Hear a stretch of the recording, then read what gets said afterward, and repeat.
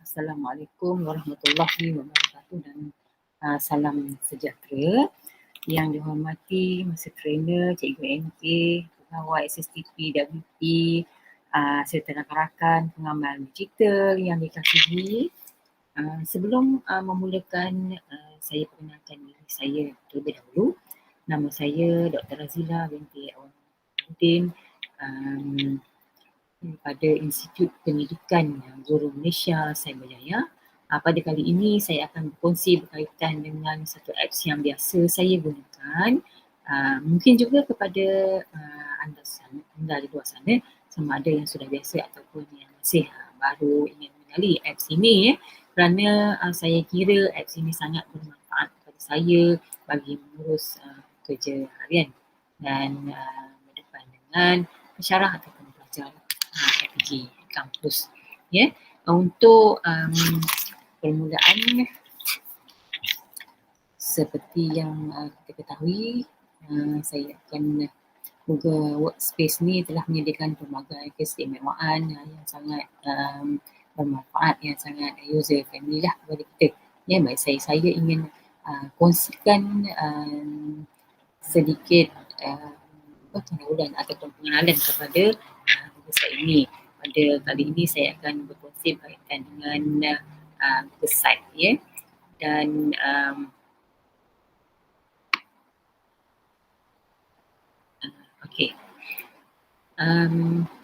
saya berkhidmat di Institut Pendidikan Guru Malaysia sudah hampir 14 tahun sebenarnya.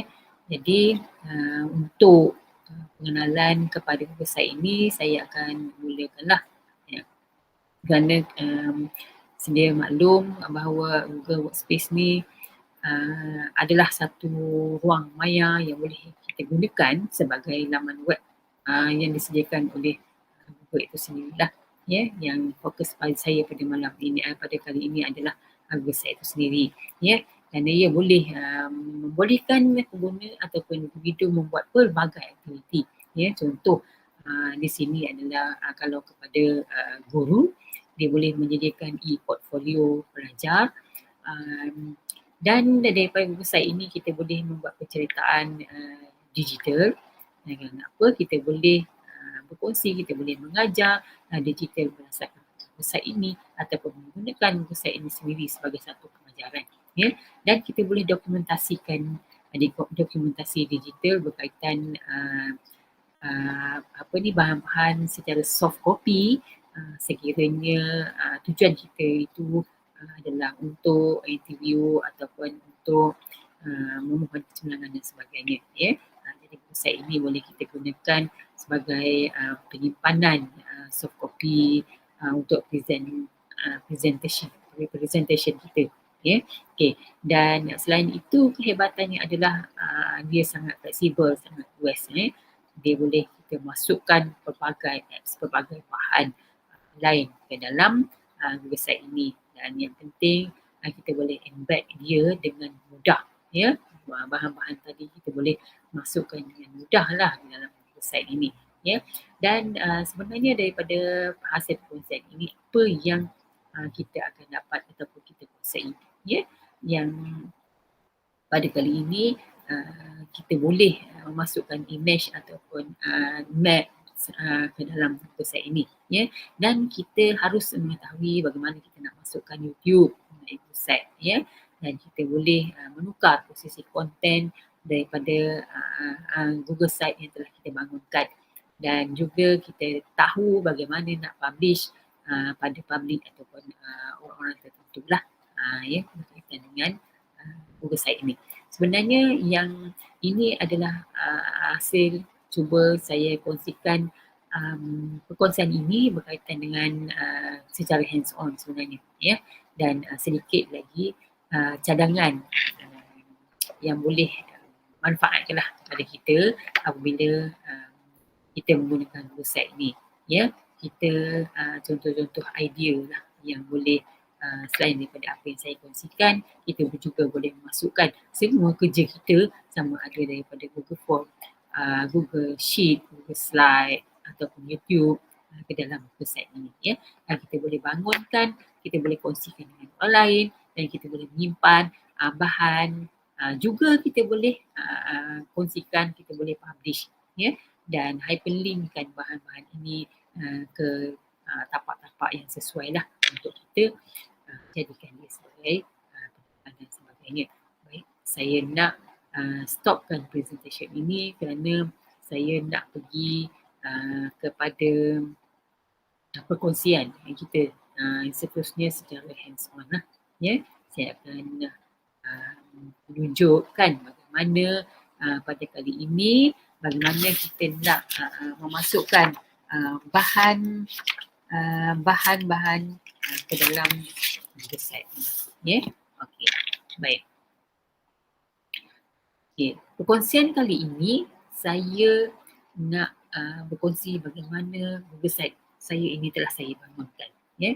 Daripada website ini barulah saya kongsikan bagaimana penghasilannya itu ataupun cara pembangunannya. Ya, kalau tengok pada paparan depan ini kita dapat lihat kepada yang pertama yang ada pada title ini. Saya dah masukkan contohnya di sini ialah anugerah khas. Ya, dan ini adalah sites home-nya lah, website yang saya telah pilih ya.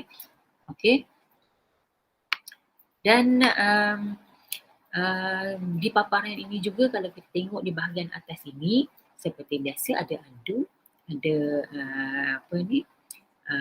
$100 section, ada preview dan kita boleh untuk pengetahuan semua rakan-rakan alam maya ni ya.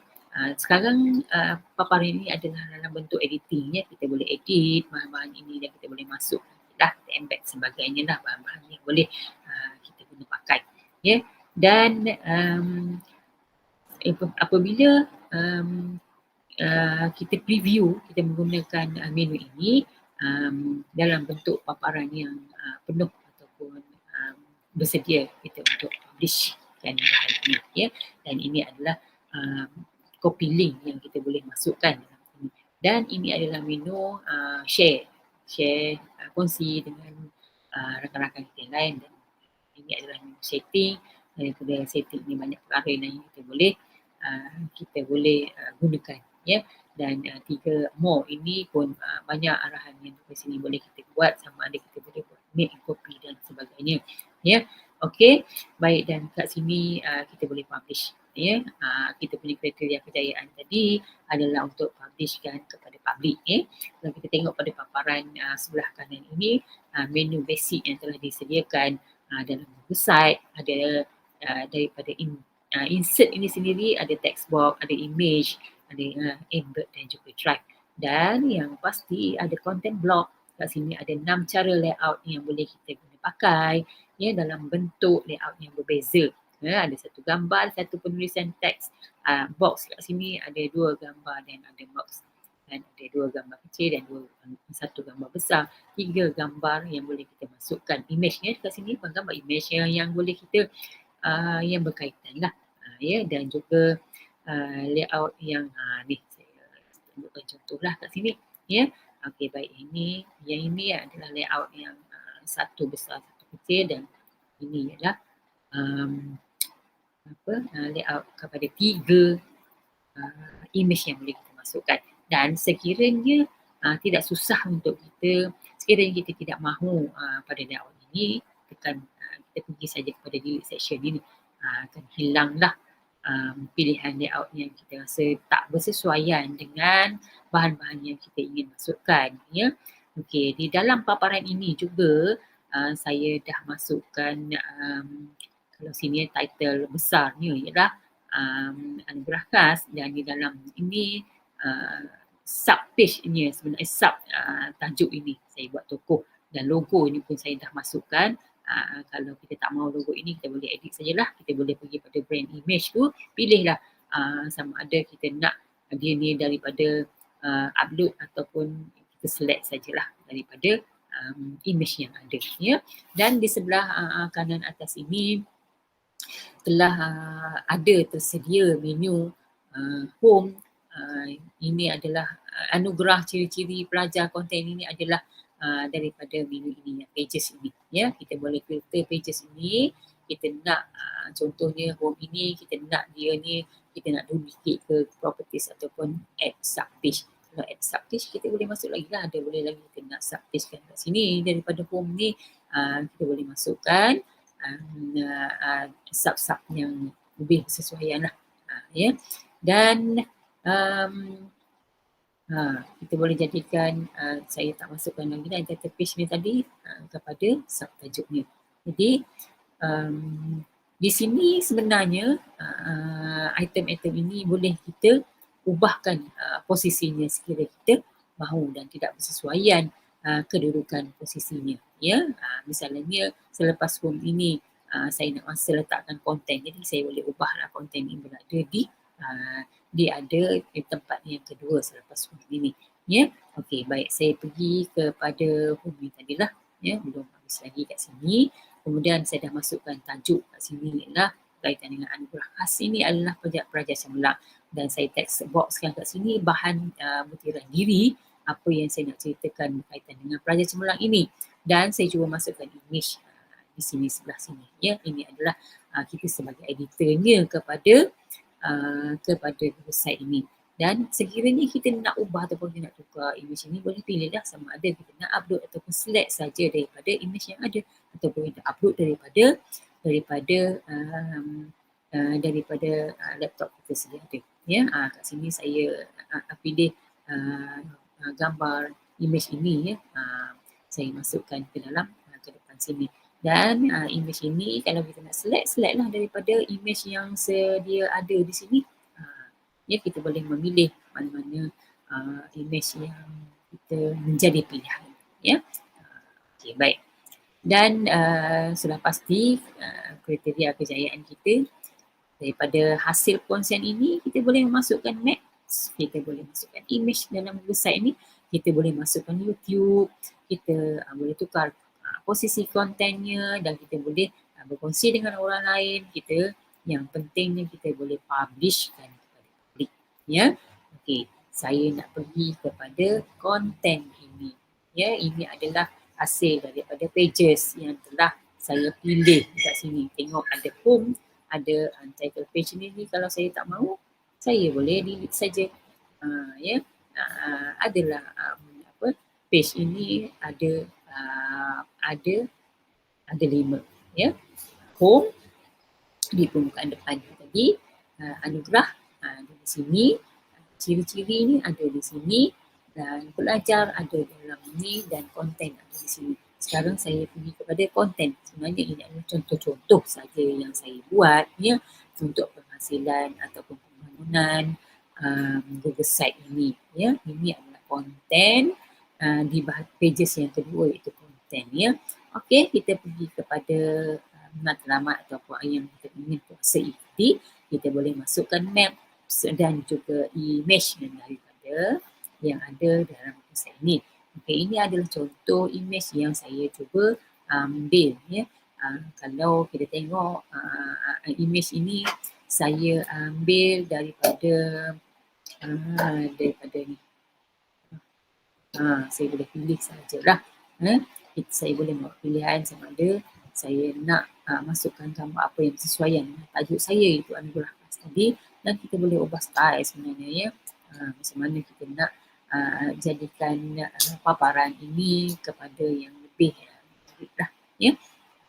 Jadi ataupun image ni boleh kita select ataupun kita upload. Jadi, kalau select kita boleh pilih lah daripada galeri yang ada, daripada URL, ataupun kita search lah mana-mana gambar yang berkaitan yang boleh kita ambil. Contohnya gambar tokoh pelajar cemerlang. Pelajar cemerlang. Sekali sajalah daripada search ini. Banyaknya gambar-gambar tokoh kita letak sebagai paparan ini. Ya. Saya memilih gambar inilah, dan ini saya ambil daripada image berbentuk kartun. Ya. Ini adalah medal yang boleh kita anugerahkan kepada pelajar kita. berdasarkan kepada tajuk yang kita dah pilihkan tadi. Ya. Ini secara kita masukkan image. Dan yang kedua, kita nak masukkan maps. Ya. Saya memilih layout ini sebenarnya. Jadi apabila saya nak mengubah konten posisi saya ubah yang ini jadi besar di sebelah sini. Ya. Sebenarnya kita boleh ubah, kita boleh tukar konten ini. Ya. Okey, kalau kita tengok dekat sini. Ya. Ini paparan yang boleh kita nak pergi direct lah. Kita nak pergi kepada tempat yang kita nak tuju tadi. Saya memilih maps ini sebenarnya maps ini kepada contoh kronologi penceritaan saya inilah pelajar ini berasal daripada sekolah ini. Kemudian dia akan menerima anugerahnya di sini, di SCC ini. Dan hasil daripada anugerah ini, dia mendapat boleh pergi ke Paris contohnya. Ya. Yang kedua, dia boleh masukkan YouTube. Dia boleh memilihlah mana-mana YouTube yang difikirkan berkenaan. Ya.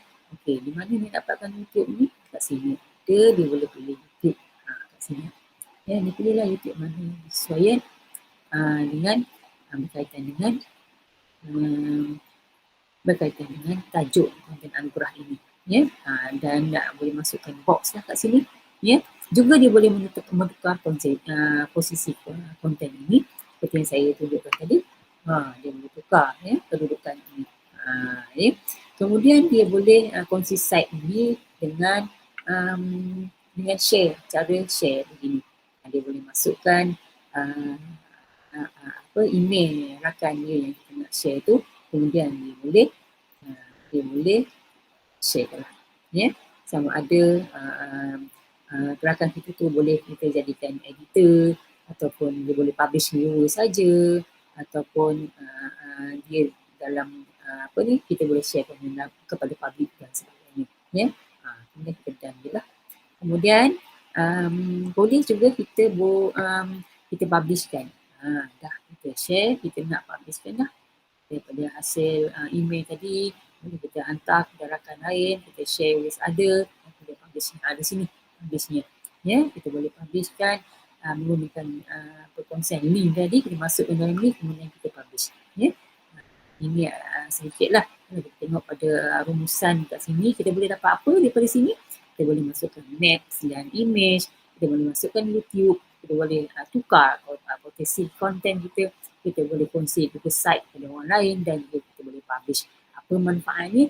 Dia boleh meningkatkan kemahiran atau skill dalam digitalnya. Kita tahu generasi alpha zaman mereka adalah zaman fasih digital. Jadi kita sebagai guru, sebagai tenaga pengajar kena bersedia upskill dan kompetenkan diri kita dengan kemahiran dan juga ilmu digital ini. Ya, yang dia juga boleh meningkatkan profesionalisme kita sebagai seorang guru, dan yang penting kita telah menyahut dasar digital negara, iaitu fasih digital.